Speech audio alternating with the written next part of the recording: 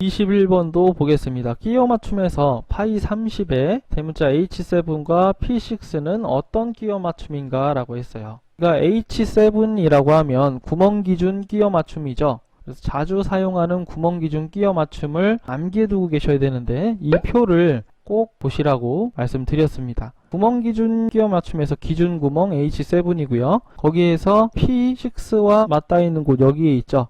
P6는 여기 있고, P6라는 과 H7이라는 구멍의 끼워 맞춤은 억지 끼워 맞춤이 되겠죠. 그래서 꼭 암기해 두셔야 되는데, 암기하는 방법이 있습니다.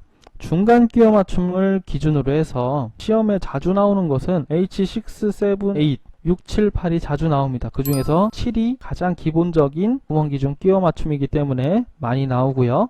축은 스몰 h를 기준으로 스몰 h보다 앞에 있는 알파벳 단위는 무조건 헐거운 끼워 맞춤이죠.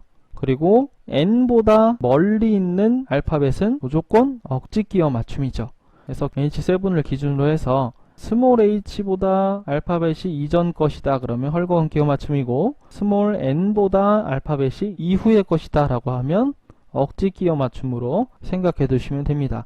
그 안에 들어오는 축의 끼워 맞춤 공차는 중간 끼워 맞춤이 해당되겠죠.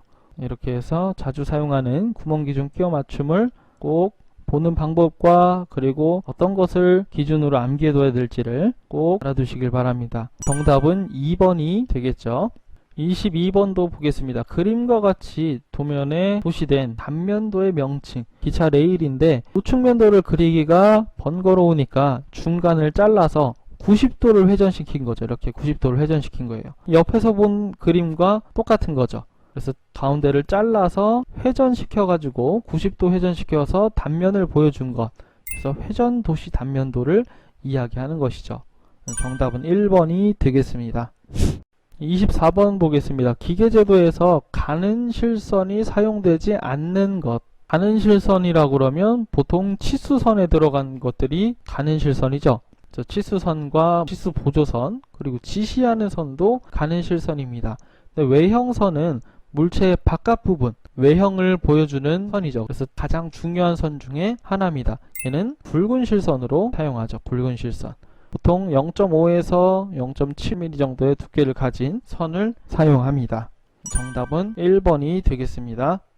25번 보겠습니다. 그림과 같은 도면에서 A부의 치수를 물어봤어요.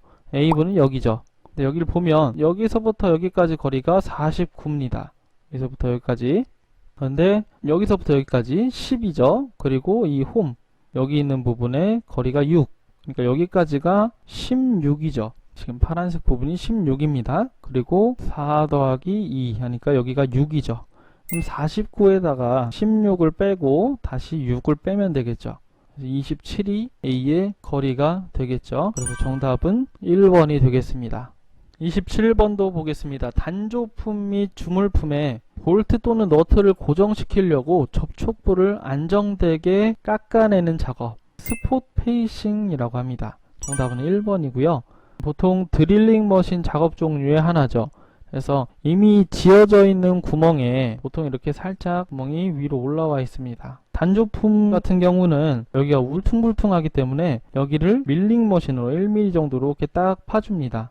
밀링 머신이나 아니면 스포페이싱 커터로 여기를 제거를 해주죠. 그래서 나중에 볼트 머리가 이렇게 들어왔을 때 표면이 매끈매끈해야지 마찰이 잘 일어나서 체결이 잘 이루어집니다. 이게 밀착된다는 이야기죠. 그래서 이 작업을 스포페이싱이라고 합니다. 27번은 1번이 되겠습니다.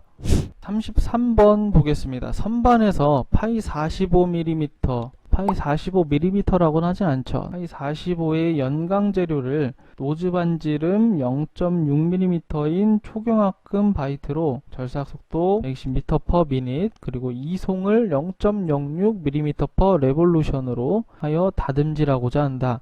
이때 이론적인 표면 거칠기 값을 물어봤어요. 선반에서 이론적인 표면 거칠기 값이라고 하면 H를 씁니다. 이론적인 표면 거칠기는 8R분의 S제곱이라는 공식을 쓰고요. 여기서 R이라고 하면 노즈 반지름을 이야기합니다. 노즈 반지름 0.6. 노즈 반지름이라고 하면 바이트 날 끝의 반지름을 이야기하죠. 그리고 S라고 하면 이송 속도를 이야기하죠. 회전당 이송량, 그래서 0.06이 되겠죠.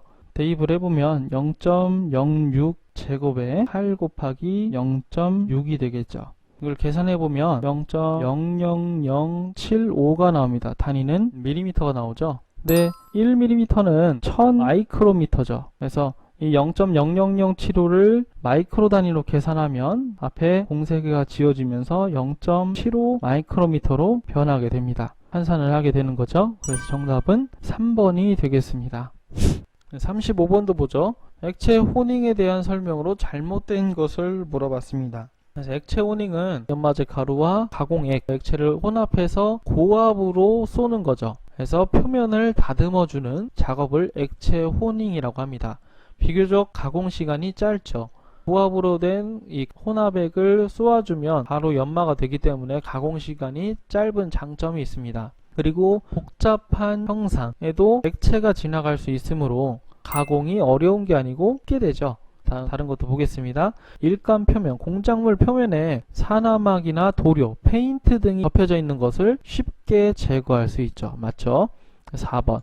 공작물의 피로 강도를 향상시킬 수 있다. 어느 정도 피로 강도를 향상시킬 수 있는 효과도 볼 수가 있습니다. 정답은 2번이 되겠습니다. 36번 보겠습니다. 다음 중 절삭 공구 재료로 가장 적합하지 않은 것 이야기했죠.